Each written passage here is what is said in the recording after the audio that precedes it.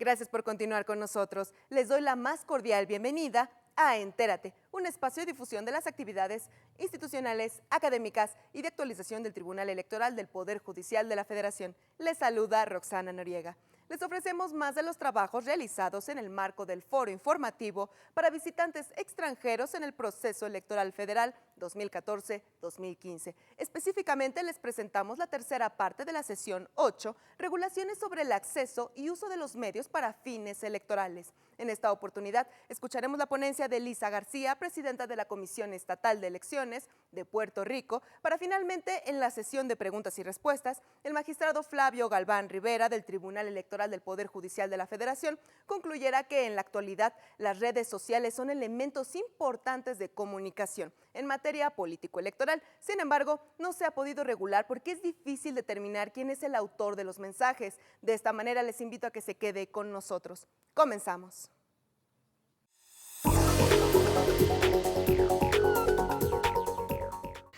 En este momento vamos a darle la palabra a Elisa García Vélez. Ella es presidenta de la Comisión General de Elecciones de Puerto Rico, para darnos una visión del ámbito internacional.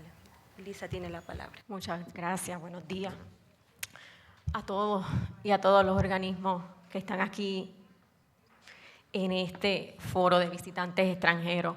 Agradecemos la invitación de los órganos electorales mexicanos para poder compartir con ustedes la experiencia de Puerto Rico en este tema. Para contextualizar un poco el análisis sobre el tema, porque no necesariamente Puerto Rico y México, en términos de extensión territorial y de población, somos los más parecidos, pero en estos foros nos ayudan a poder ver qué cosas nos asemejan. Así que para poder entrar en el contexto de Puerto Rico, es importante que sepan que actualmente tenemos aproximadamente 3.6 millones de habitantes. El voto no es obligatorio, tenemos un 79% de participación electoral. Actualmente el padrón electoral cuenta con aproximadamente un poco más de 2 millones de electores hábiles. Sobre el asunto histórico, Puerto Rico fue una colonia española por 4 siglos y en 1898 pasó a ser parte de Estados Unidos. En 1952 se crea el Estado Libre Asociado de Puerto Rico y ese es el sistema de gobierno que tenemos hasta el momento. Está constituido el sistema de gobierno por un gobernador, una asamblea legislativa con Cámara y Senado y un cargo federal que es escogido en la misma papeleta, en la misma elección, a comisionado residente en Washington. En esa misma fecha, en 1952, se aprobó la Constitución de Puerto Rico y es ahí donde se establece el sufragio universal como el derecho que tienen los ciudadanos a escoger libremente, de forma secreta y voluntaria, con arreglo a los dictados de su conciencia, las personas que dirigirán los destinos del país. Así que vi ayer en las ponencias algunas de las fechas que también coincidimos con México. En 1977 había unos señalamientos de fraude electoral, así que se hace una reforma, se eliminó el Tribunal Electoral en Puerto Rico y en 1983 se constituye el organismo electoral puertorriqueño, conocido como la Comisión Estatal de Elecciones de Puerto Rico, en que me honro en presidir como primera mujer a cargo del organismo electoral puertorriqueño después de 80 años del sufragio universal femenino. Así que para mí es un gran orgullo poder haber sobrellevado esas barreras no solamente de género, sino generacionales que a veces enfrentamos en los países de América Latina. Nos concentraremos nuestra discusión en 3 puntos importantes: el acceso a los medios de comunicación, los anuncios gubernamentales y los partidos políticos y de candidatos. Sobre el primer punto, en Puerto Rico durante el año de las elecciones, igual que en México, hay una prohibición sobre que el gobierno, la Asamblea Legislativa y la rama judicial no pueden gastar ni comprar espacios publicitarios para exponer los logros de sus agencias. Solamente hay unos casos excepcionales, que es en términos del turismo en Puerto Rico, y el turismo interno, el turismo externo y la inversión en el extranjero. También se exceptúa de esa disposición aquellos asuntos que son de interés de seguridad nacional, de seguridad pública, de salud. Pero como nosotros sabemos que en estos años electorales, ¿verdad?, a veces lo que no son emergencias se vuelven emergencias, la ley en Puerto Rico establece una junta de anuncios que está constituida por un representante de la presidenta y un representante de cada comisionado electoral de los partidos políticos, y ellos ven cuáles son los anuncios que por excepción se van a poder presentar y entonces se aprueban. De violarse estas disposiciones, pues podrían enfrentar multa desde $10,000 hasta $25,000. El segundo aspecto que debemos tocar es el de la responsabilidad de los medios de comunicación. Y cuando hablamos de los medios de comunicación, integramos televisión, radio, prensa, los conocidos billboards, no llegamos hasta las redes sociales. Así que hay un cúmulo ahí de medios de comunicación que tienen una responsabilidad con la Oficina del Contralor Electoral. Y esto es interesante porque a través de los 32 años que llevaba la comisión, con muchas enmiendas a sus estatutos, en el 2011 separa el legislador la figura del auditor electoral, lo elimina y se lleva para una oficina el financiamiento de las campañas públicas electorales bajo la Oficina del Contralor Electoral. Y en una enmienda tan reciente como en el 2014, le da la facultad a la presidenta de la comisión que en caso de que esa junta de subcontralor y contralor electoral no se pongan de acuerdo por unanimidad, esas determinaciones finales nosotros podemos revisarlas. Así que en vista de eso tenemos este otro organismo que es el que se encarga en la mayor parte, en primera instancia, de el regular estos procesos de acceso a los medios de comunicación.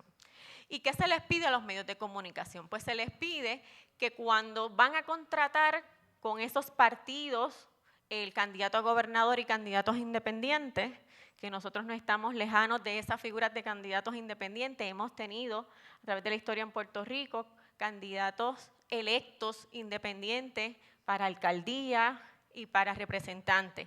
Pero por primera vez se asoma en Puerto Rico, y en eso estamos también de pioneros como en México, la probabilidad de que por primera vez haya un candidato independiente para gobernadora. Es una mujer que se está postulando como candidata independiente para la gobernación y por primera vez nos enfrentamos a esa figura en la papeleta estatal. Y se les pide que el Contralor Electoral certifique que son candidatos bona fide y que han cumplido con los informes de ingresos y gastos electrónicos para poder entonces pautar en los medios de comunicación. Los medios de comunicación tienen el deber también en el año electoral de hacer unos informes mensuales sobre cuáles son los servicios que están dándole a cada uno de esos partidos, ¿verdad?, para poder hacer una comparación. De hecho, si no rindes los servicios, pues entonces los medios tienen que hacer un informe negativo de los servicios que se están ofreciendo.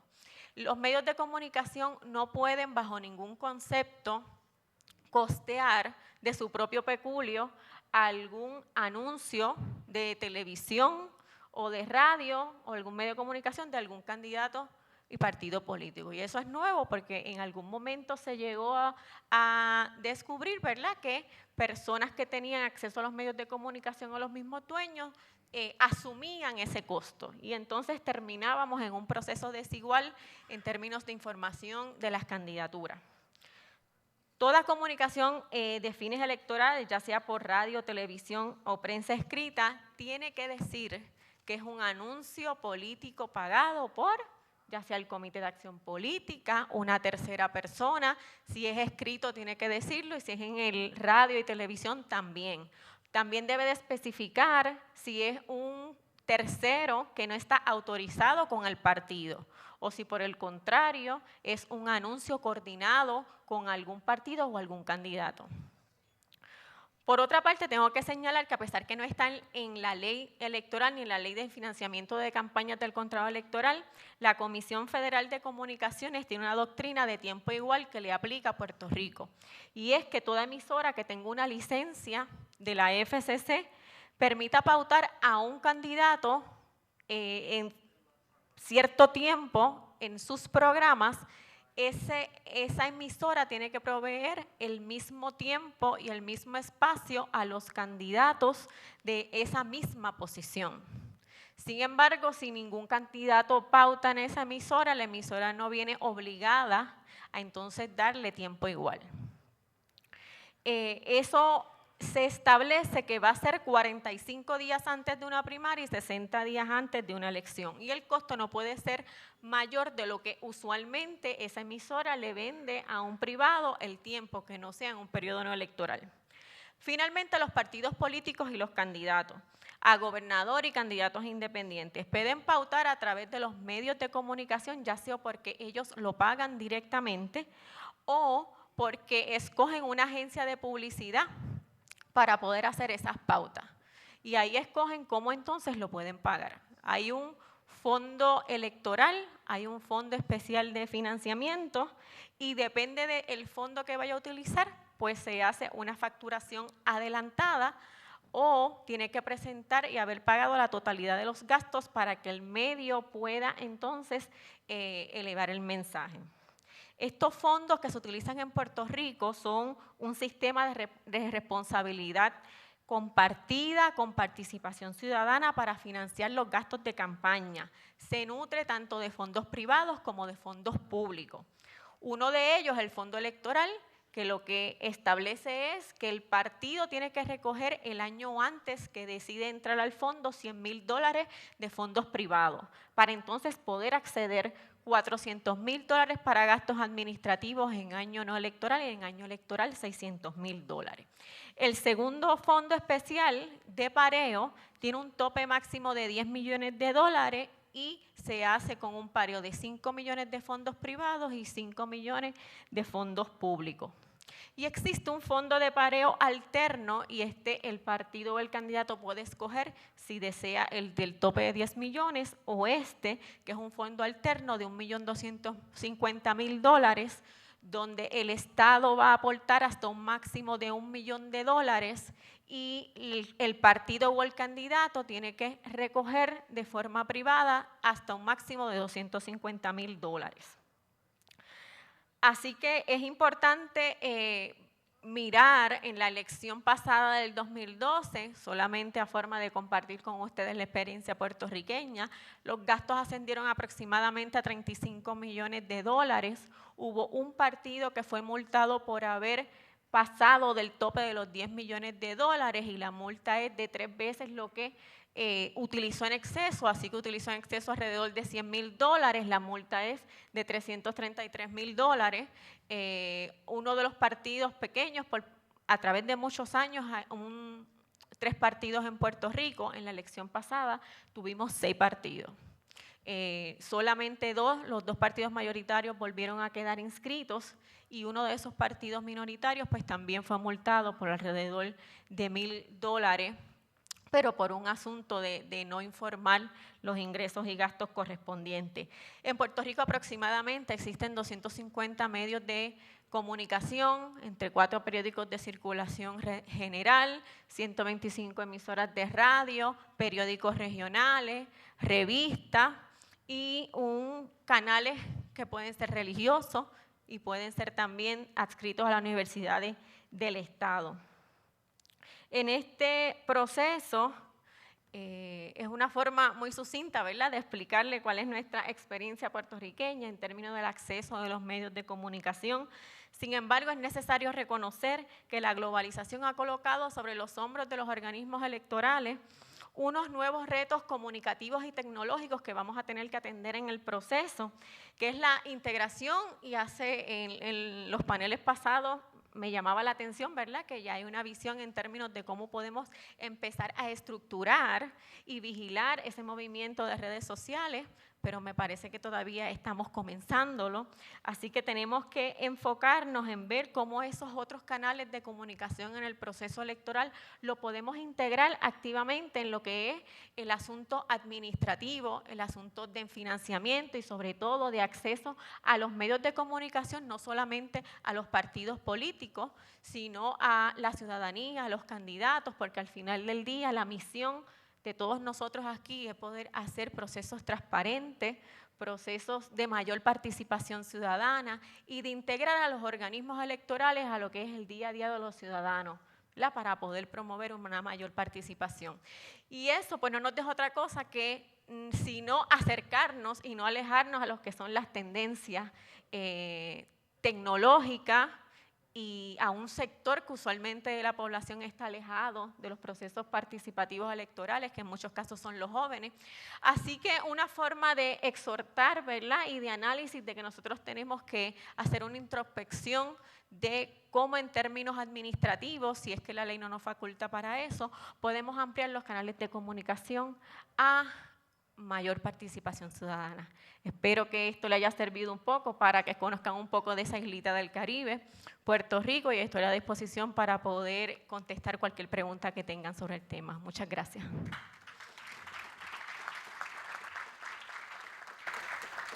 Gracias a la doctora García, quien nos ha explicado todo lo que es la experiencia de Puerto Rico en torno al uso de los medios de comunicación en campaña electoral, uso y restricciones.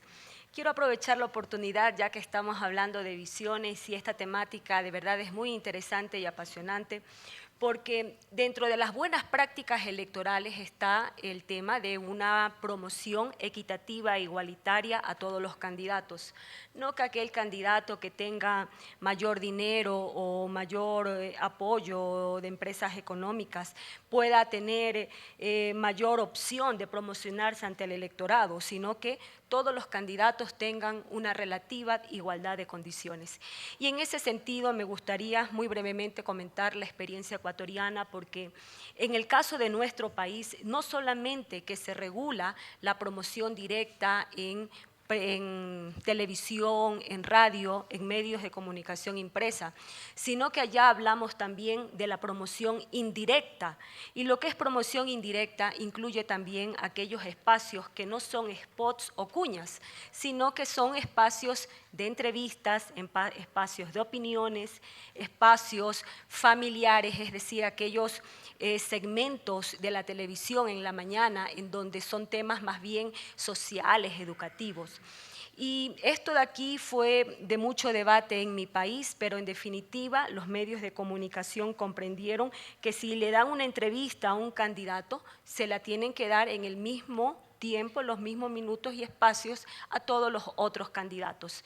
Y un poco más interesante fue el tema de los diarios, los periódicos, porque cuando ellos hacen la cobertura de un candidato en sus mítines, las caravanas, todos los encuentros cara a cara o el puerta a puerta con sus candidatos, ya no le daban simplemente a un candidato media página, sino que la página completa de ese diario, que era una contraportada o página 3, que es la de mayor lectoría, ya la dividían entre los 10 candidatos a la presidencia o entre los 8.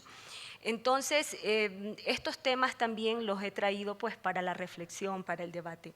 A continuación vamos a dar lectura de las preguntas que hacen los invitados acá a los panelistas.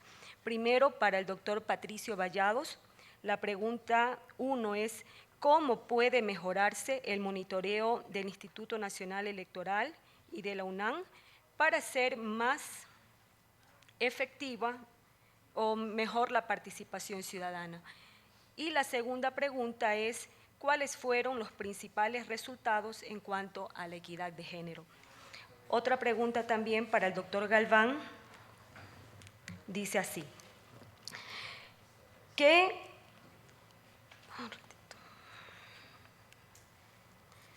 ¿Qué adelanto, ¿Qué adelanto o innovación existe en las regulaciones en cuanto a Internet y su acceso en el lid electoral actual? Otra pregunta para el doctor Galván es, en la misma, ¿cuál es su opinión sobre el uso de las redes sociales de los servidores públicos para favorecer algún partido político o candidato? Y para la doctora Lisa García,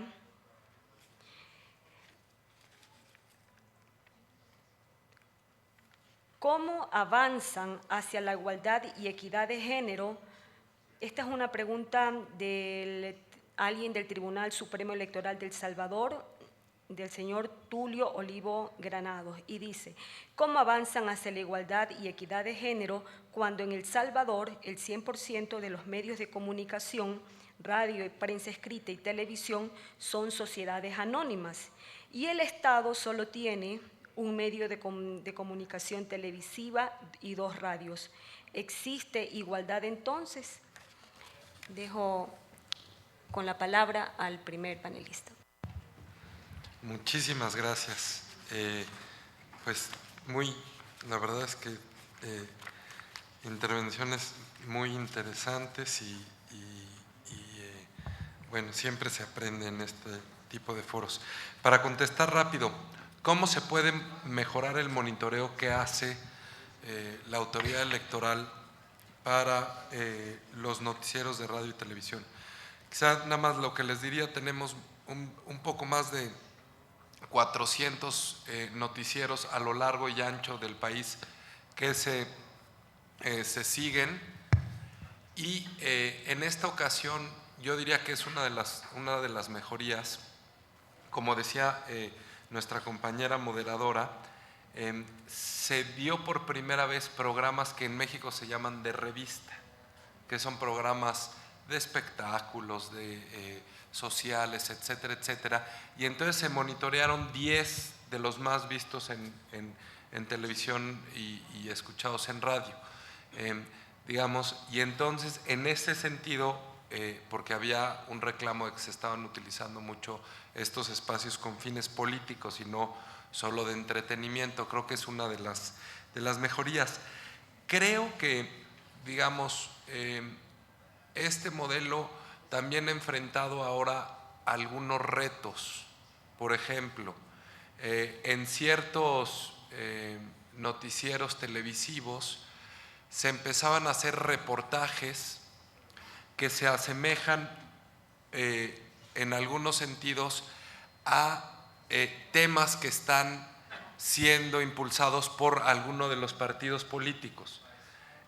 Digamos, ¿hasta qué punto una metodología que siga siendo objetiva puede,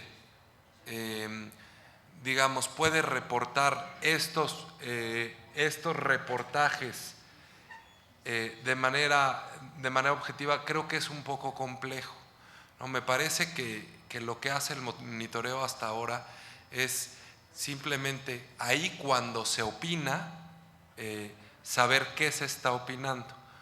Más o menos lo que les digo para su información es 3 de cada 4 notas que se dan respecto a las campañas federales no existe una adjetivación, es decir, no se habla ni bien ni mal de los candidatos o los partidos.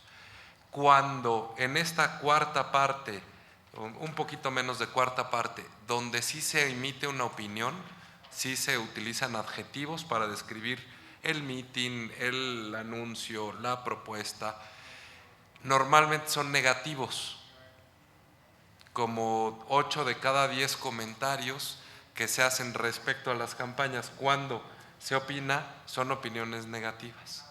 Entonces, más o menos así está ahorita el termómetro de la cobertura de los distintos monitoreos. Ahora, respecto a género, digamos, aquí me están pasando las cifras, gracias Gerardo, que tenemos que ver, tenemos de las 50,000 piezas, más o menos, en 45,000 35,000 no se referían a hombres o mujeres. De las que sí estaban, digamos, divididas por hombres o mujeres, teníamos cerca de 9,000 que eran de hombres y el resto de mujeres. No existe, o digamos, la gran mayoría no tiene asociado, digamos, una cuestión de género, pero sí se habla más de los candidatos hombres que de las candidatas mujeres. Eso es un hecho, siendo que ahora, que no es tema de este foro, de este foro sí, pero de esta mesa no, ya logramos tener una reforma en donde México accedió a la paridad, es decir, hay 50% de candidatos hombres y 50% de candidatas mujeres a diputados federales. No obstante, sí se suele todavía hablar más de los hombres. Para el futuro yo lo que creo es que, digamos, lo que se puede hacer es siempre aumentar la muestra, pero creo que también que lo que se debe de asegurar sobre todo es que la autoridad electoral logre establecer reglas que siempre sean objetivas, precisamente para que la sanción moral que da este monitoreo sea respetada y avalada por la sociedad en su conjunto y no hacer motivo de la metodología algo que se vuelva de golpeteo político o de juego de entre los distintos contendientes. Muchas gracias. Gracias al doctor Valladares. Ahora al doctor Flavio Galván. Gracias. La pregunta nada fácil. ¿Qué adelanto existe en la regulación de Internet?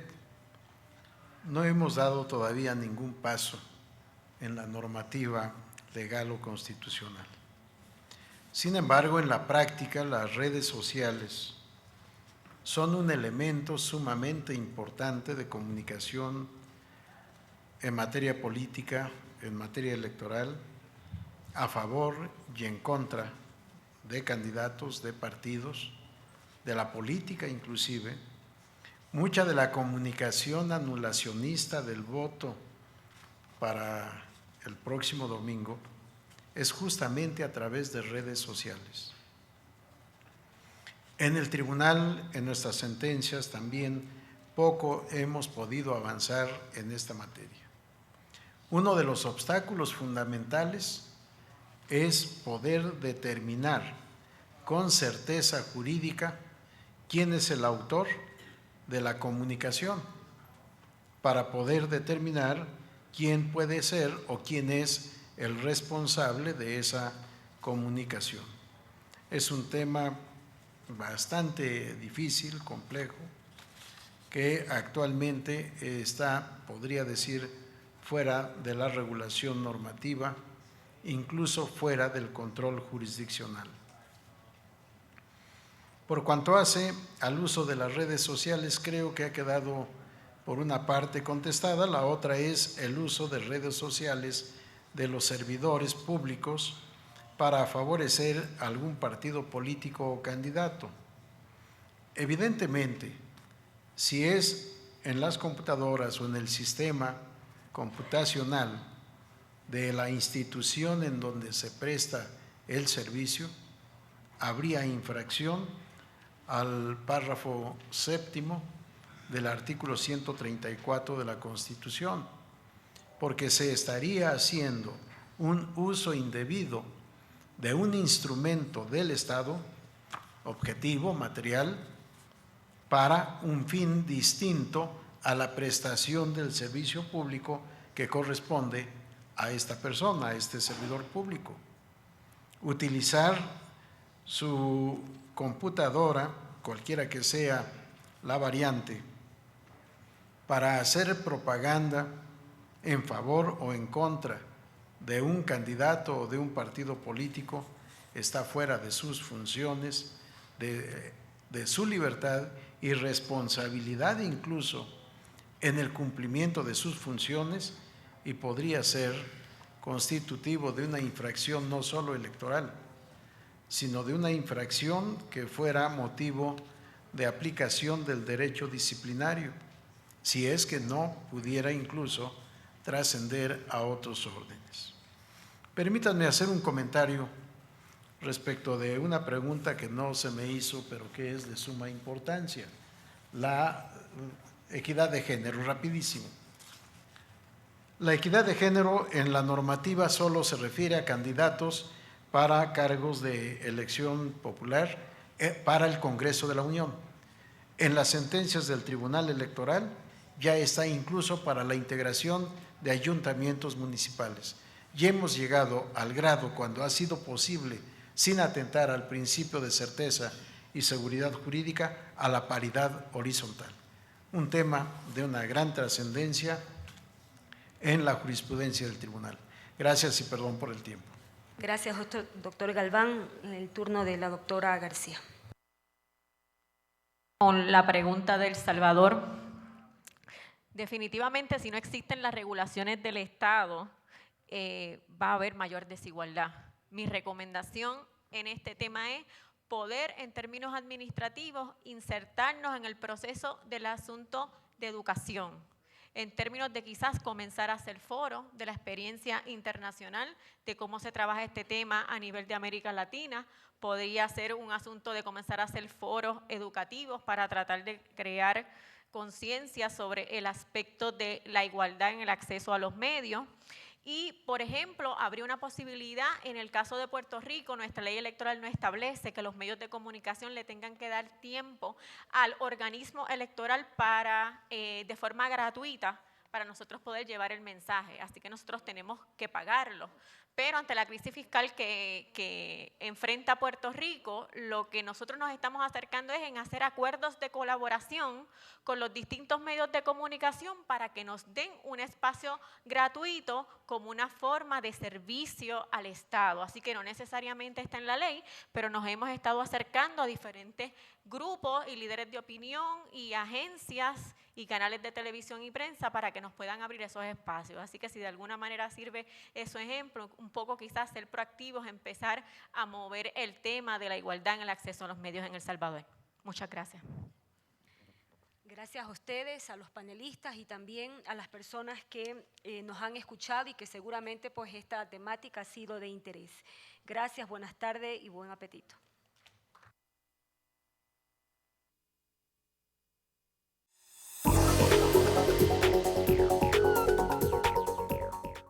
Los esperamos en una próxima emisión de Entérate, con más de lo destacado del Foro Informativo para Visitantes Extranjeros en el proceso electoral federal 2014-2015. Agradecemos su valiosa compañía. Se despide de ustedes Roxana Noriega. Hasta la próxima.